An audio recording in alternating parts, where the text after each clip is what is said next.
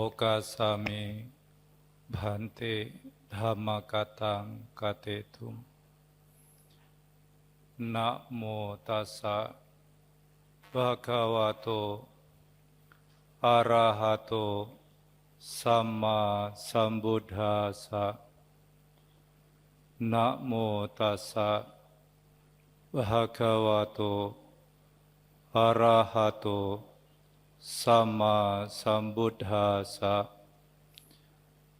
Namo tassa bhagavato arahato samma sambuddhassa. Dhanang dhammacariyanca etang manggalamuttamanti.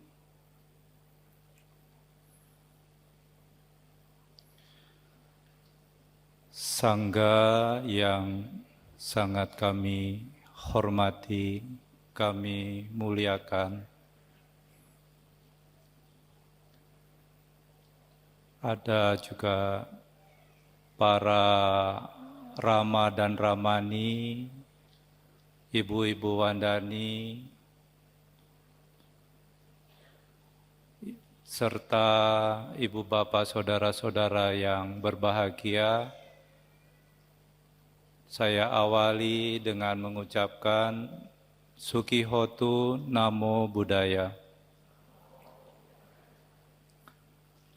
Pertama-tama saya ingin memberikan apresiasi kepada panitia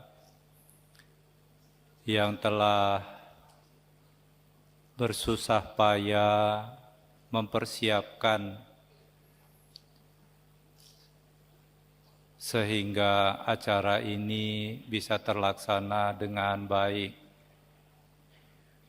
Ibu, bapak, saudara-saudara, kita semua, saudara-saudara hadir di tempat ini mempunyai satu tujuan yang sama, yaitu untuk berdana kepada Sangga di masa Katina ini. Tentu ini bukan hal yang baru. Saudara-saudara telah kerap kali berdana, tetapi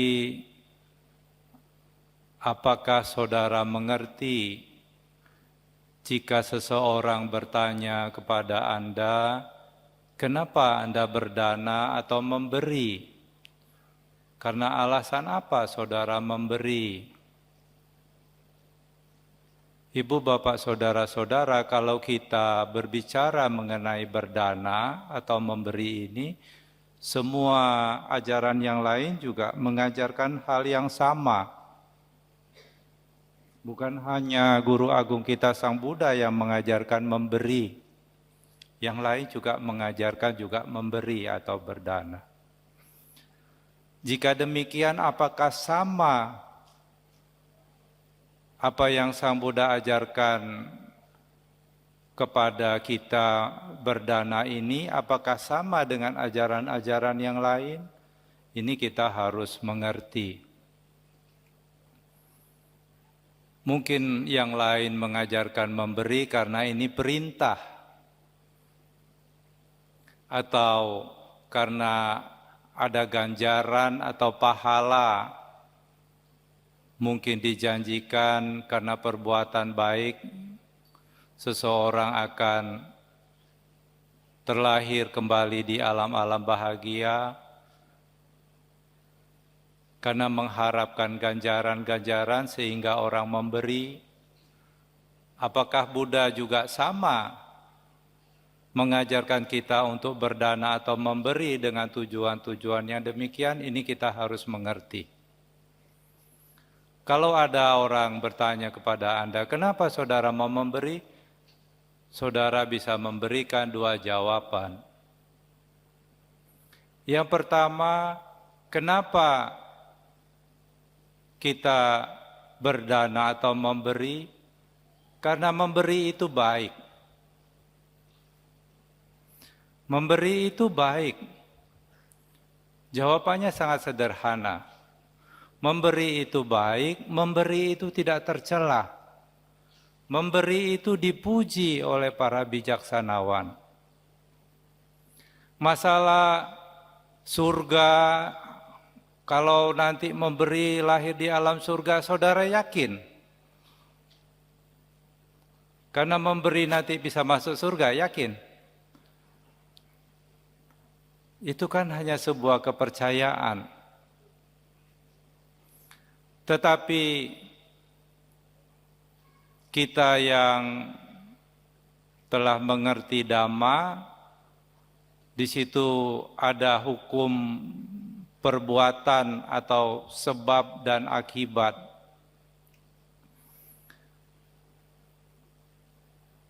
Dan hukum ini bisa kita buktikan sendiri. Jadi kenapa memberi? Memberi itu baik, itu saja sudah cukup untuk jadi alasan. Masalah nanti, wah kalau saya memberi, nanti toko saya jadi ramai, mudah mencari penghidupan. Ya, apakah memberi yang Buddha ajarkan tujuannya seperti itu? Tidak. Kalau saudara memberi pikirannya tujuannya supaya tokonya ramai, tahu-tahu tokonya sepi, bagaimana? Keyakinannya hilang. Kalau cuma mau toko ramai itu gampang. Saudara ambil tutup panci 2, berdiri di depan, itu bentur-benturkan tutup pancinya, ramai tokonya. Kalau cuma mau toko ramai kan, breng, ramai tokonya. Nanti orang datang semua itu. Kalau Pak Tagore yang praktek begitu, orang pikir, ini Pak Tagore sakit apa? Ya. Jadi memberi itu baik, memberi itu terpuji, memberi itu tidak tercela. Masalah surga itu ada atau tidak ada itu tidak penting. Anggap saja ternyata tidak ada surga. Surga ini kan hanya sebuah kepercayaan toh. Ada yang pernah lihat surga yang di sini? Hadir di sini ada pernah lihat? Ada yang mau lihat? Kalau yang lain percaya surga itu nanti tunggu mati, ya, surga itu penuh dengan kebahagiaan. Ya. Percayalah nanti kamu ikut saya bisa masuk surga. Kalau ada yang mengajak, ya katanya dunia ini penuh penderitaan, kenapa yang mengajak tidak pergi duluan? Katanya penuh kebahagiaan. Jadi apa yang tidak kita ketahui, apa yang masih katanya, kata kitab suci, kata orang, kata si ini, kata si itu semua hanya kepercayaan. Namanya kepercayaan itu bisa iya, bisa tidak. Anggap saja ternyata surga itu tidak ada. Apakah memberi itu sia-sia? Tidak. Orang memberi tetap lebih dipuji daripada orang yang tidak memberi. Jadi memberi, kenapa memberi? Karena memberi itu baik. Memberi itu tidak tercela. Ini saudara harus mengerti. Masalah surga atau tidak neraka itu tidak penting sama sekali. Nah, apakah orang yang bermoral saja bisa memberi? Bagaimana jika orang yang tidak bermoral, dia bisa memberi tidak? Dia juga bisa memberi. Kadang-kadang pemberiannya bisa lebih banyak.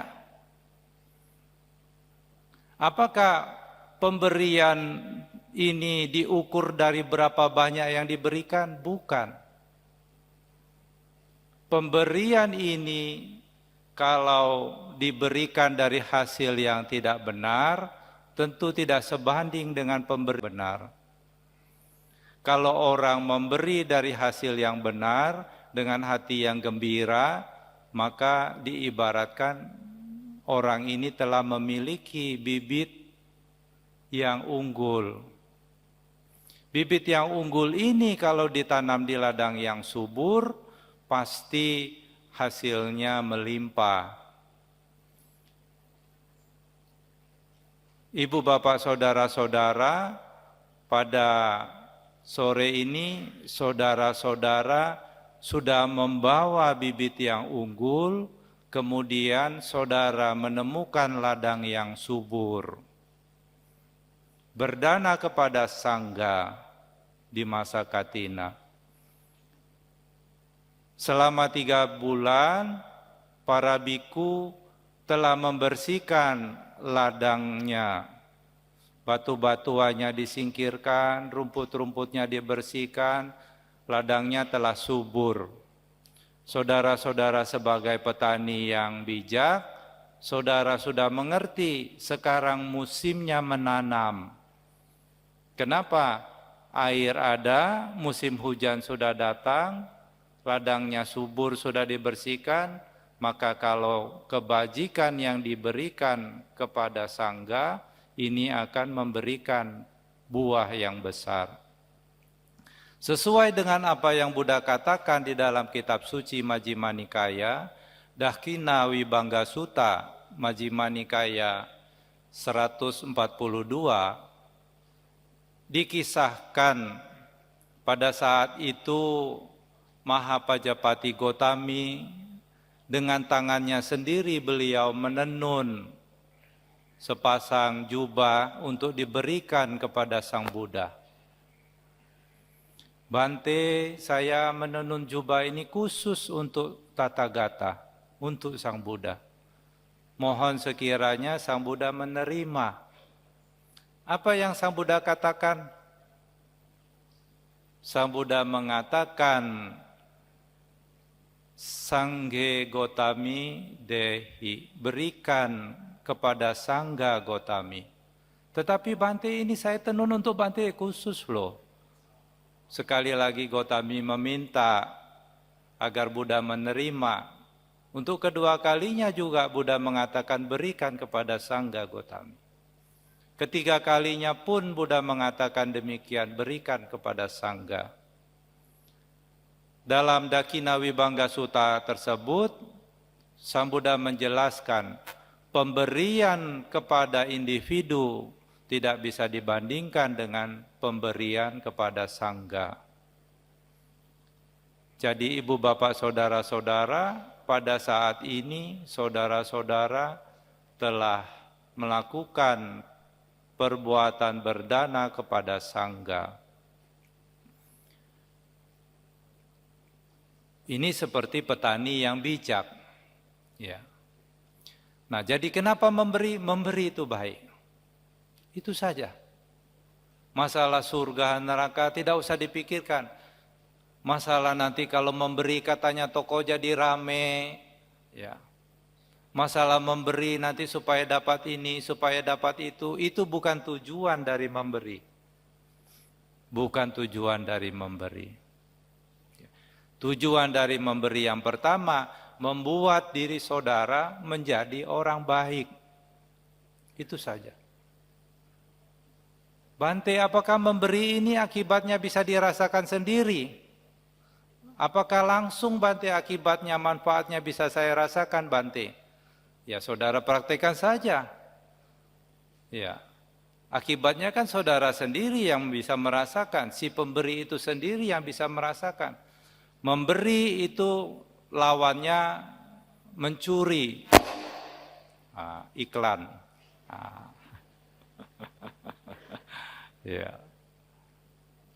Memberi itu lawannya mencuri, mengambil.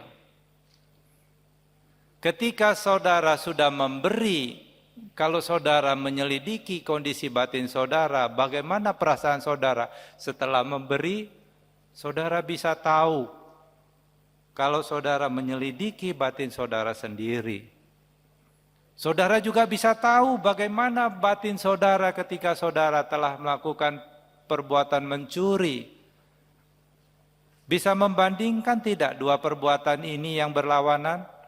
Antara memberi dengan mencuri kondisi batinnya? Ketika seseorang telah melakukan perbuatan mencuri atau perbuatan buruk yang lainnya, ya, maka kondisi batinnya mulai was-was. Jangan-jangan takut ketahuan. Betul tidak? Tapi kalau kita sudah memberi, kalau saudara ingat kembali, oh saya sudah melakukan perbuatan baik ini, saya sudah melakukan perbuatan baik itu, saudara tahu bagaimana kondisi batinnya. Ya. Jadi kenapa memberi? Karena memberi itu baik. Kalau saudara bisa dengan percaya diri mengatakan kepada diri Anda sendiri, saya ini orang baik,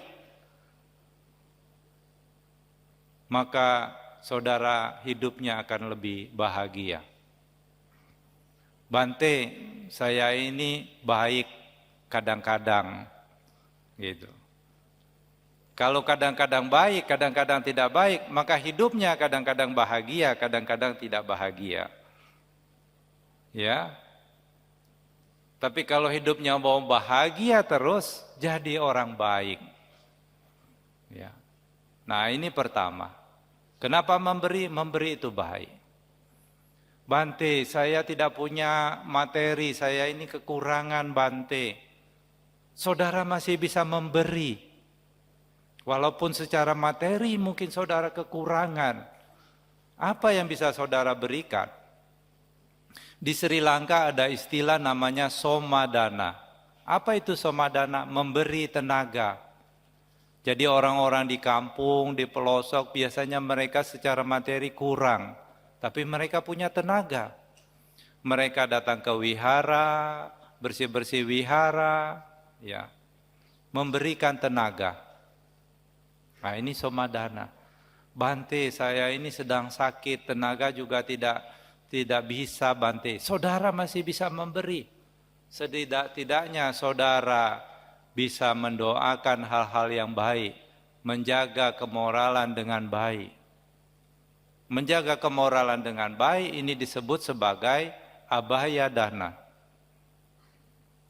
Kalau di Medan ini semua orang menjaga kemoralan dengan baik, Pancasila Buddhis itu jadi pedoman hidup, rumah tidak usah dikunci.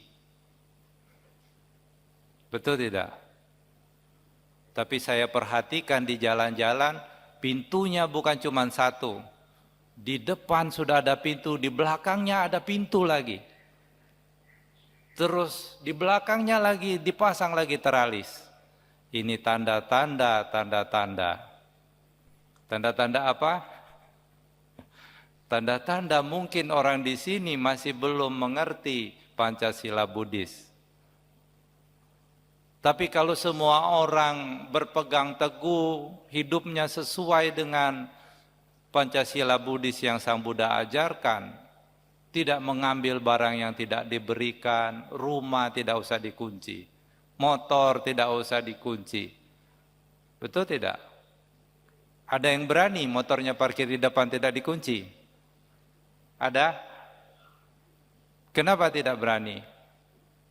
Karena saudara tidak yakin, betul tidak? Bahwa semua orang berpantang dari mengambil barang yang tidak diberikan. Jadi kalau kita secara materi tidak punya, kita bisa memberi tenaga.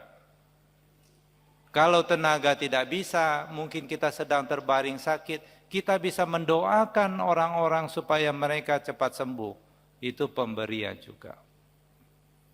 Tapi memberi secara materi tidak mau, walaupun ada. Memberi tenaga tidak mau. Ya. Mendoakan yang baik-baik juga tidak mau, sudahlah Anda bukan manusia. Kenapa? Saudara tidak punya ciri-ciri sebagai manusia. Apa ciri-ciri sebagai manusia? Apa kira-kira? Apakah ciri-ciri manusia itu punya kaki, punya tangan, punya kepala? Pernah lihat tidak ada orang punya kaki, punya tangan, punya kepala, tapi dibilang setan?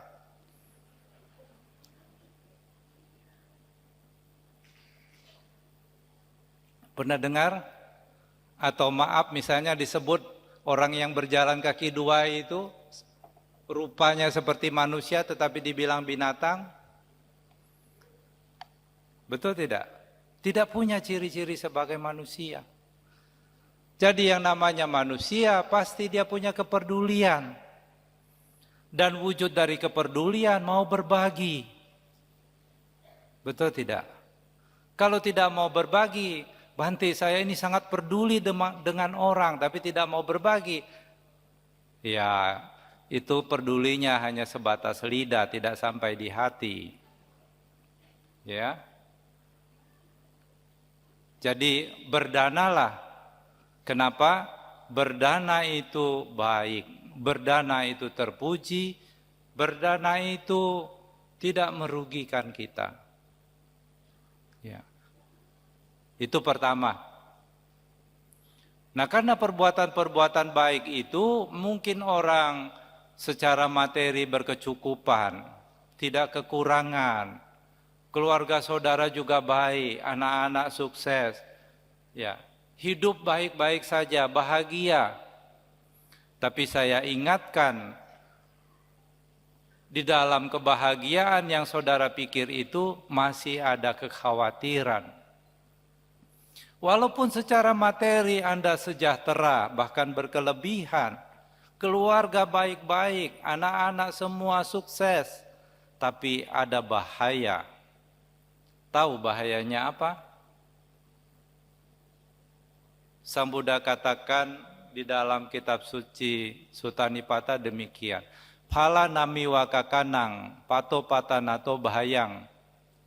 Phala nami wakakanang itu seperti buah-buahan yang telah matang. Buah-buahan yang telah matang itu bisa jatuh kapan saja. Betul tidak? Ya. Duren kalau sudah matang dia bisa jatuh kapan saja tuh. Bisa pagi, bisa malam. Ya. Dia bisa jatuh kapan saja.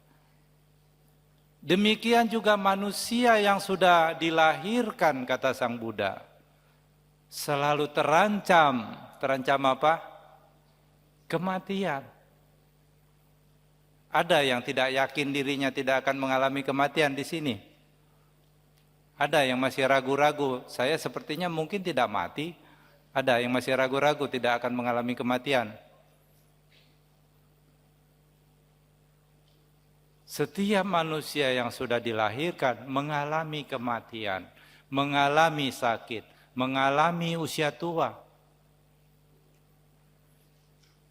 Walaupun sekarang kita ini bahagia, semuanya cukup, berlebih, tidak kekurangan, selalu ada kekhawatiran di balik kebahagiaan itu. Kira-kira apa yang menyebabkan saudara khawatir? Pernah merasa khawatir tidak? Pernah. Berarti tahu toh khawatir itu apa? Pernah tahu apa yang menyebabkan saudara khawatir? Saudara takut kehilangan apa yang sudah saudara miliki. Saudara punya kesehatan, saudara takut tidak kehilangan kesehatan? Saudara punya harta kekayaan, saudara takut tidak kehilangan harta kekayaan? Saudara punya orang-orang yang dicintai, saudara takut tidak kehilangan mereka? Tentu saudara takut. Apa yang menyebabkan kekhawatiran dan ketakutan sehingga batin selalu gelisah? Kira-kira apa? Kemelekatan. Karena kemelekatan inilah kita tidak bisa tenang. Kita selalu gelisah, kita selalu khawatir.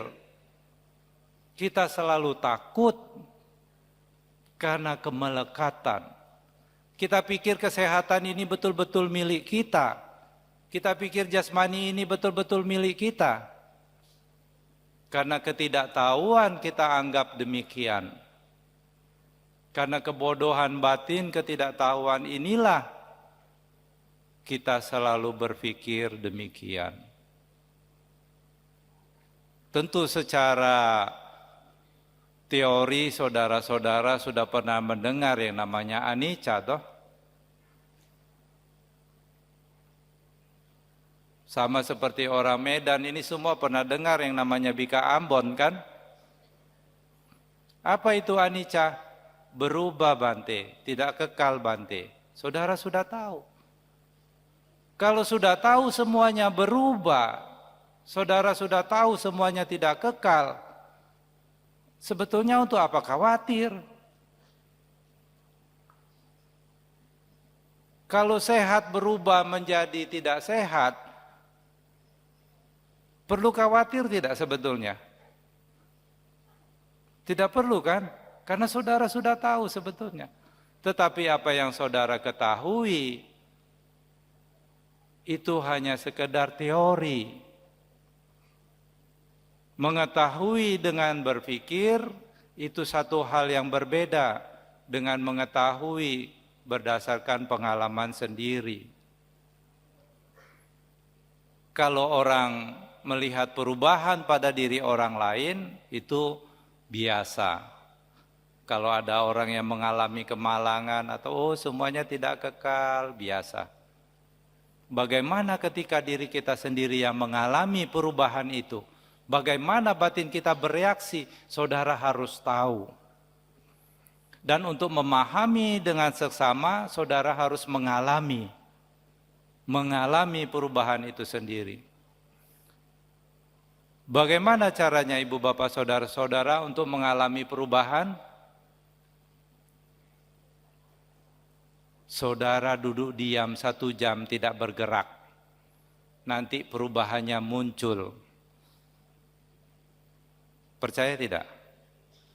Ya, coba duduk diam 1 jam, nanti perubahannya muncul. Kakinya mulai nyut-nyutan, kakinya mulai kesemutan.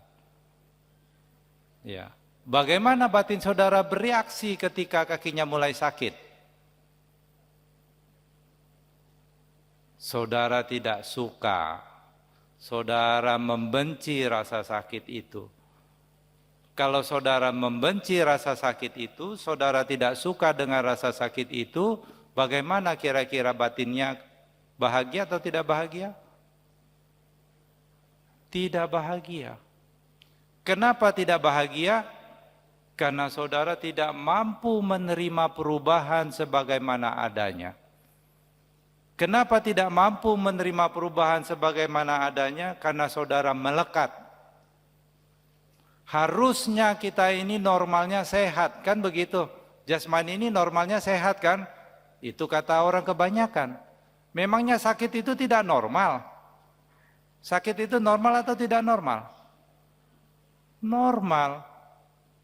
Justru kalau ada orang tidak pernah sakit itu tidak normal.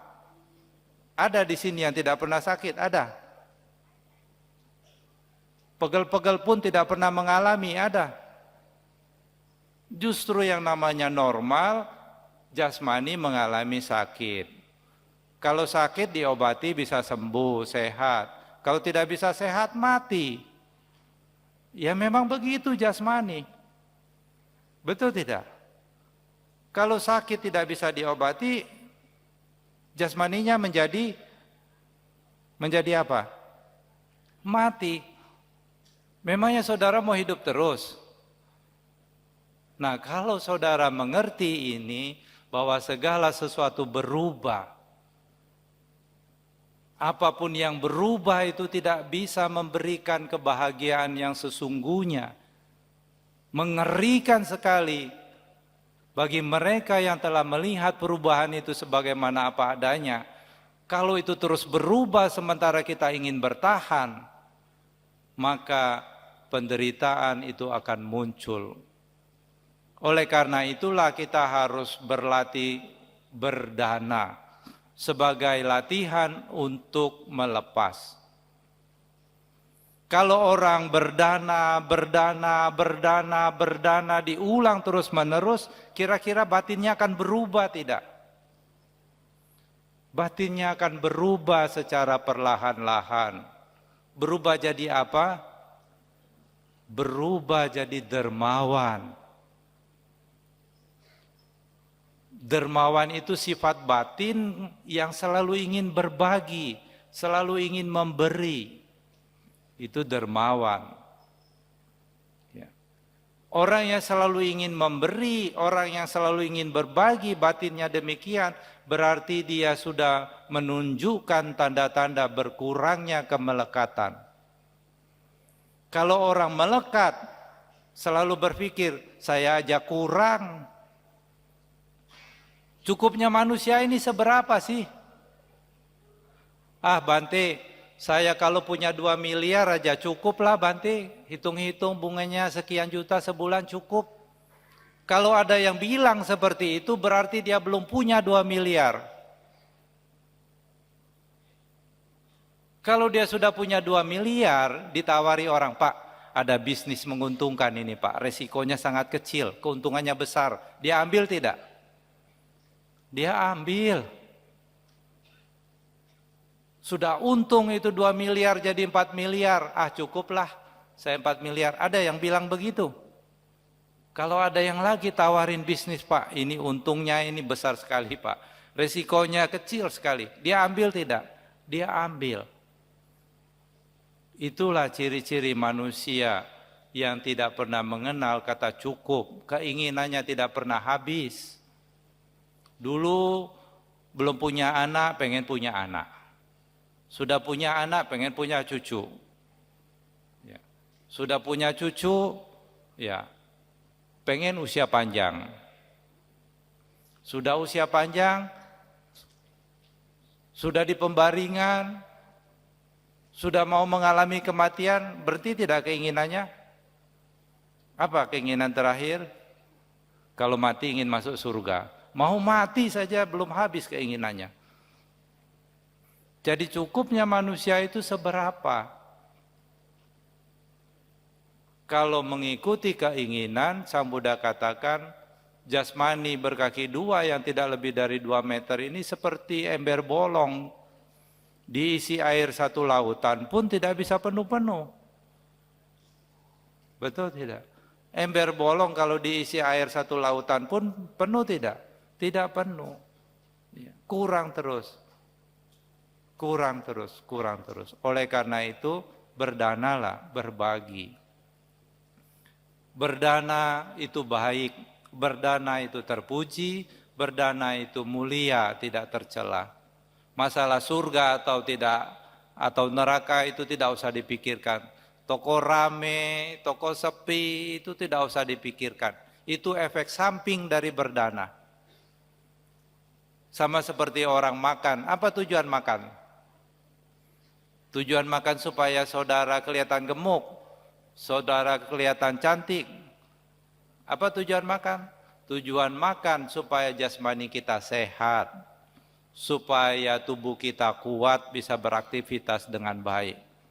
Tapi banyak orang belum paham sampai sekarang. Tujuan makan untuk apa? Untuk enak katanya. Menyenangkan kesenangan lidah.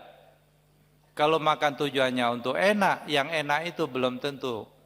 Belum tentu apa? Belum tentu sehat. Saudara sudah tahu semua. Ya. Jadi tujuan makan supaya kita sehat. Ya. Jadi tujuan berdana, pertama berdana itu baik.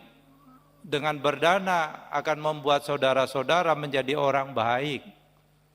Siapa saja yang percaya diri mengatakan kepada dirinya sendiri, saya ini orang baik, saudara tidak akan takut mati. Kalaupun ada muncul ketakutan, saudara lebih sedikit ketakutannya dibanding orang yang tidak baik, percayalah. Kalau tidak percaya, coba tanya sebelahnya. Itu yang pertama. Yang kedua, dengan berdana, saudara akan berubah menjadi orang yang dermawan. Berdana ini sebagai latihan untuk melepas.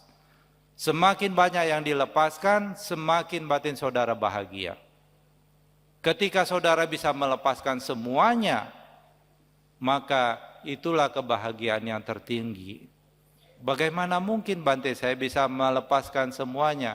Mungkin ketika saudara sadar, saudara apa yang saudara lekati itu bukan milik saudara.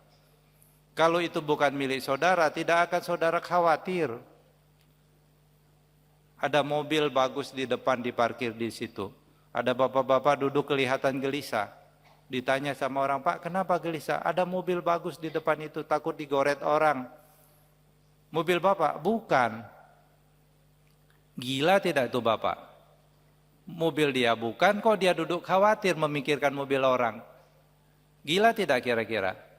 Gila kan? Kadang-kadang kita juga mempunyai kegilaan yang sama. Apa yang bukan milik kita, kita khawatirkan berlebihan. Apakah jasmani milik kita atau bukan? Apakah harta kekayaan milik kita atau bukan? Tidak ada milik kita yang sejati. Semuanya hanya perpaduan yang terus berubah. Oleh karena itu, berdana sebagai latihan untuk melepas. Inilah tujuan yang kedua. Dua alasan ini saja kalau kita mengerti, sudah cukup untuk menjadi motivasi kita berbuat baik dengan berdana. Saya mengucapkan selamat berdana kepada Biku Sangga. Semoga kebajikan ini melimpah menjadi sebab-sebab kebahagiaan, kesejahteraan, juga kesuksesan. Sabisata Bhawantu Sukhitata, semoga semua makhluk hidup berbahagia.